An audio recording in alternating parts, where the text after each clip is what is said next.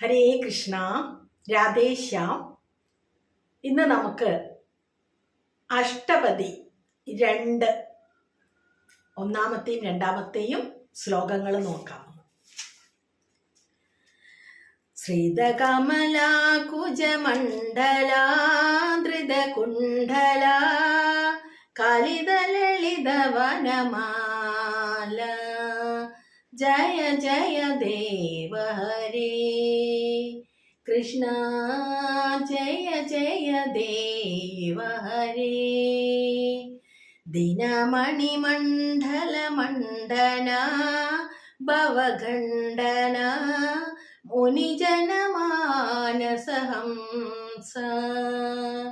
Jaya Jaya Deva Hare Krishna Jaya Jaya Deva Hare